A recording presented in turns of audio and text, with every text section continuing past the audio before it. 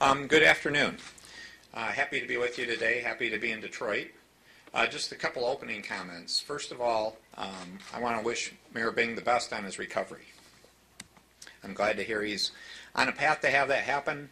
I haven't spoken with him. I wished him my best through his chief of staff, Kirk Lewis, and we sent some flowers. So I hope he does well in terms of his recovery. The other thing is I just returned from Europe, and I would say that was a very successful trip. The response was very strong, both in Italy and Germany. And I think we're going to see some good results in terms of companies excited to come to Michigan.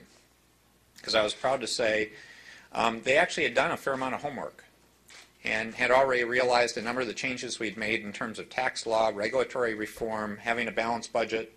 And so they were very positive in their response and initial discussions. So we're going to continue to follow up, and we're actually going to enhance our efforts in terms of company recruitment and working with companies, particularly in Italy and Germany. The other note I would say is we actually had some great sessions learning about vocational training, apprenticeships and such. At 2 stops in Germany, we actually visited training centers. And I found that to be very worthwhile, because it gets to the question that you hear quite often from employers here about the need for additional skilled tradespeople. And I think those are great jobs, those are great careers, and that we've tried to highlight them on mitalent.org. But I think we can learn from the Germans in particular on how they have their system set up. And so that'll be an ongoing effort that as we develop that, we'll be happy to come out and give feedback and the ideas on how we're going to follow through on that topic. So with those opening comments, let me just open it up. Governor, switching topics to Detroit's finances right now. How bad are things right now, and how close are we to payless paydays and things like that? Well, again, everyone knows Detroit's finances are in very difficult shape. That's really been the role of the review team, and they're having a meeting this afternoon at 3 o'clock. So that most likely will be part of the discussion going through about the challenges and where they're at on their finances. They met last week, and I think it was pretty clear. Times are very difficult in Detroit, and we need to all work together to get to financial stability. I say there are 3 key things we need to do in Detroit. One is to get the city finances to be stable and moving in a positive direction. The second one is we need to do a better job of basic services to the citizens. Public safety, lighting, transit. And then the third thing is we need to grow the city. The long-term answer to Detroit's issues is a growing Detroit in terms of a growing, thriving city. And that ties into getting those first 2 things to happen. That sets the foundation so then we can grow. And when I say we, my role is not to run the city of Detroit. That's not my goal. My goal is not to have an emergency manager in Detroit. My goal is for the state to provide a supporting resource, to be a partner with the city in helping achieve success. And so that's the context we take all of this, and that's the context I'm working. Governor, what's the latest with the consent agreement negotiations? Where do you stand at this point going forward? Yeah, there's been a lot of discussions, not so much on a consent agreement per se. Most of the discussions have been in the context of a deficit elimination plan, because in fact the city didn't want to talk about a consent agreement really. So the discussions technically have been in the context of a DEP, the deficit elimination plan, and those discussions have come along nicely. They've been good, solid discussions. They continued yesterday between the Treasury Department and the city, both the mayor's office and city council working together. So I think they've made a lot of progress on that agreement. I met with a number of people from the city today, and what I'd say is that discussion continues. It's fairly far along. And what I'm encouraging them to do is to enhance essentially the agreement that they're doing for the deficit elimination plan, which they're calling a financial stability agreement. So to take this financial stability agreement and enhance it so it could also qualify as a consent agreement. So it would meet the requirements for Public Act 4, but it would really be this financial stability agreement going forward on how we could work together with the city as partners. So is this something that needs to be signed today, tomorrow? What is... Well, the best answer is it would have today, technically because of the review team. I think there is some flexibility, and we're still investigating all that. But what I would say is the encouragement I gave to people is let's get this, hopefully this financial stability agreement, enhance it to some degree so it also qualify under as a consent agreement, and get it done this week. Well, what does it have to have in an executive consent agreement? What does it need that it doesn't have now? It's probably 2 or 3 additional paragraphs. Including what kind of Well, again, it's to just clarify that technically it would also qualify under as a consent agreement, so it'd have some whereases to add that language. And then it would be adding another paragraph or two that talks about certain situations that would allow some of the powers under Public Act 4 to be exercised by the mayor or other executive branch officials. So it's just adding 2 or 3 paragraphs in some sense to the agreement they're already working on. They're worried about their power, this member, this board that would be appointed. A lot of people are saying, ultimately, they make deals with the unions, but if this team decides under the consent agreement, look, we don't agree with this, they could just go ahead and cancel out what these council members have been elected. They cancel out everything. I'm not sure where that conclusion's coming from because, again, that's not what the draft says. So, again, I think that's more speculation than anything. If the union contract is agreed upon by city officials and the financial review team finds it to be insolvent or inconsistent with their own findings, they can say, we don't agree with this and we advise against it, right? That's still one of the topics under discussion. So, again, I think you're speculating. Because, again, there's a normal process, too, where the city council has to approve that. So, again, to say they're still working through that language, and I'm not going to interfere in that process. Is an advisory board still part of the discussion? Yeah, the Financial Advisory Board is part of this financial stability agreement in terms of supporting resources that would be involved in a number of steps. Again, the key steps, from my perspective, that it needs to be involved with are finances and financial stability. Things like the revenue estimating conference that's called for already under the city charter, the budget process itself, and certain key agreements that particularly deal with capital markets. That could include some influence on labor agreements, but capital market questions primarily, that they would have some contribution to. That could include certain cases approvals, but other cases just advice. Governor, last week we had a couple of downgrades for the city of Detroit. What are the financial implications of that, and does it change the urgency of this timetable? I would say it reinforces the urgency pretty clearly. It shows that things are not going in a positive direction and that we need to do something. And I hope people take that as another hallmark to say action needs to happen, and positive action. So we've been going through this process for some time. A lot of time has passed since we all knew Detroit was going to have financial issues. And I think that says why we need to get to an agreement, a financial stability agreement, where we can all move forward and implement positive actions that will create greater stability. Did the downgrades mean an accelerated payment schedule for this debt? Did something more have to happen? I would leave that to the city and to the treasurer more to speak on those, but there are certain, potentially some of the swaps could be affected in terms of the downgrade. But again, I would just be speculating, so I'm not going to draw any conclusions on that. But that's something that would, again, add more complexity if there were more negotiations that need to be had because of the downgrades affecting any particular debt. So, Governor, you're only a couple paragraphs from a final agreement there. Do you think it'll get done this week? Well, I would hope so. The discussions I had today led me to believe that people want to work together.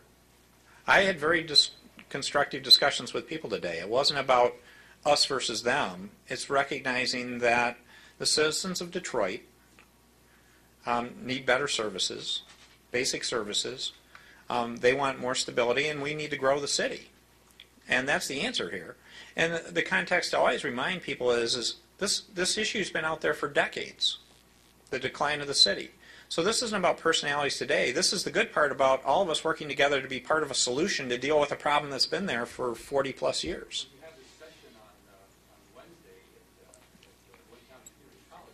What are you going to talk about? Do you think you'll have a deal by then? Or you're not going to obviously talk about the consent proposal that you proposed. Something new's coming up. Are you going to have some news on that then? Well, hopefully things could be out before then. Because again, it'd be great if it was done by then. If not, I'm happy to talk about it. Again, one of the things I wanted to do was schedule events to know that people can see I really care about the city, and I want to have an open, honest dialogue with the citizens of Detroit directly. And to have an opportunity so they can ask first person, why did you come up with this? What did you think of that? Is this an accurate thing to see that's actually going on? And just like I've done town halls all over Michigan.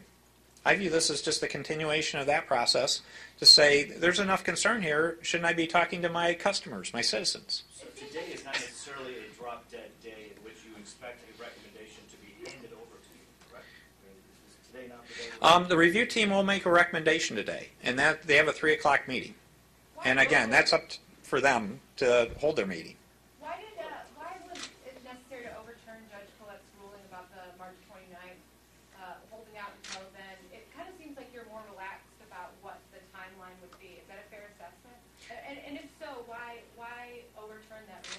Well, one, I didn't overturn the ruling. That was the Court of Appeals that overturned the ruling. Which, again, just as in any court, I respect the court's opinion, and they overturned the ruling. So that changed the fact pattern with respect to that, and we'll see how that progresses, because that may get appealed. But as a practical matter, I appreciate the involvement of the judiciary in this process, and I'm there to follow their lead in terms of what their orders say. But is it possible that this process could be dragged out beyond the 29th? Anything's possible, but as a practical matter, I think we're on a path to see some real results here. And the good part is it should be more people coming together to work together in terms of solving the city's problems rather than looking at lawsuits as being the best answer. If the review does recommend an emergency manager today, are you more willing to go along with that recommendation, or in that 10-day window that you have to decide, let the city continue to work towards a consent agreement? I've been very clear from the very beginning. My preference has always been to say, let's come to some mutual agreement about how we can partner together to solve the city's problems, and I don't want an emergency manager. So the good part is the statute provides for 10 days. And so hopefully those days can be utilized effectively to get people to come together, and there's positive progress going on. So if that team recommended, Governor, do you still plan to hold some of those town hall meetings, and do we have a schedule on those yet? Actually, one of them is scheduled. I believe is it 10 o'clock on Wednesday? 11 o'clock. 11 o'clock Wednesday morning at Wayne County Community College. And I believe the moderators are Mildred Gaddis and Banko A. Thompson. And it's an invitation event. But it will be available to the media. And then we're looking at potentially a couple other options. There was one issue and still scheduled, I believe, for the Channel 7 to have their event, and the issue is with the mayor's health, because that was to be a joint event. So you would override the review team's recommendation if they did recommend? Again, I don't view it as overriding them. They're going to make a recommendation, and they make a recommendation, and I have 10 days to decide. yeah, I'm sorry, she asked my question, but Okay. let me ask another one. So, Governor, this financial advisory board, do you feel as though with the financial stability agreement, whatever you're calling it at this point, does it need to have teeth to require the city, the mayor, council to act? Do you feel as though that board needs to have authority to override the mayor or council in case they don't come through with the needed restructuring efforts? Yeah, well, that's been part of the progress we've made. It's been a good dialogue, and what, again, is I wouldn't say it's just to override them. There's a whole set of different tiers that when the agreement is finalized, you'll see it's not a one-size answer solves all, but there's a series of ways to work together to make sure implementation does follow through. And it's not just the Financial Advisory Board, it's about all these parties working together. Governor, it seemed to me that the difference in the language between the earlier drafts from either side was this language about the FAB having authority to review and approve. In other words, it's there not just to review and make recommendations, but that there has to be some approval process by the oversight board. Is that sort of a line in the sand for you that has to be there? Well, again, I think what was a natural consequence of this, Tom, is it was good give and take between the parties, talking about what really works together, working together. So again, we put a draft out, we got information back, and people come up with some good middle ground on a lot of this. So I wouldn't describe it as it's not drawing lines in the sand, it's actually saying how do we come to a mutual understanding of what can be successful, and it's really focused on this question of financial stability and implementation. Because again, I view it as the goal has never been to say what's the strategy for the city or what's the policy making for the city. It's really to focus in on saying, can we get to financial stability? And then once people agree something's going to get done, it gets done. Because if you look at the history, again, going back for decades, of far too often, how many plans have there been for the city? And the real challenge isn't doing more plans, it's getting stuff done. So I really want to emphasize the part about how do we do teamwork to get stuff done. What about money? Is that just Senator Dillon was talking about the $137 million in restructuring loans. I mean, is that still the only money that's on the table that you're talking about? Well, when you say the only money, that's the current financing package being discussed between Treasury and the city. But as a practical matter, we've talked about a lot of ways to work together, to collaborate together. we want to be proactive and helpful in the city as part of this whole process. And some of those do require some resources. One of the ideas that talked about is how we might be able to partner together on Belle Isle, for example, in terms of having the city continue ownership but lease it to the state and have us make it a state park so it's available to the citizens of the city and other people. That would require some state resources to do that. That's a good win and a solution, though, that I hope the city is really interested in looking at and using, because they could use those resources at other places in the city. So when you talk about it, it's not just about writing checks, it's about how we can do teamwork together. I did the public safety message, and part of the public safety message is there are a number of enhancements that we want to bring to the courts, to law enforcement, the jobs program, and the at-risk youth program would be things that would be present in the city of Detroit, I would hope, assuming we get approval from the legislature, and those are good things. So I view it as it's like working with the city. It's like, here are the problems, how can we help, and what do you want to really ask us to help you with? So it's a good dialogue. That's where I think we're making progress. Mr. Governor, is that the biggest thing? Urban deficit information plans have not worked before. It's almost an annual occurrence. If this one doesn't work, what happens? Well, that's one of the things you'll find in the plan as we get it out. There are progressive, stages of how enforcement happens. Implementation has to happen. So it does have real measures to say if things don't happen, what the next steps are and how they might be addressed. How much budgeting room is there when it comes to the power that review team, or the financial advisory board, that board that would oversee them? How much wiggle room do you have when it comes to the powers? I know you said you're negotiating that with the city right now. Well, actually, I'm not sure. I think we're pretty close to being there with them on how that would operate. So much of this agreement is pretty far along. I need to make some final reviews. Hopefully that'll get to the city, both the city council and the mayor, and they make some reviews. There's 2 or 3 open items, but it's pretty far along as an agreement, other than the need to enhance it to also comply with Public Act 4. Governor, would you hope that the city council, which holds its regular meetings on Tuesday, would possibly vote on this tomorrow to approve? Well, I want to be a little careful. That's why I said this week, because again, it's a serious agreement. So I don't want to put an artificial construct on tomorrow.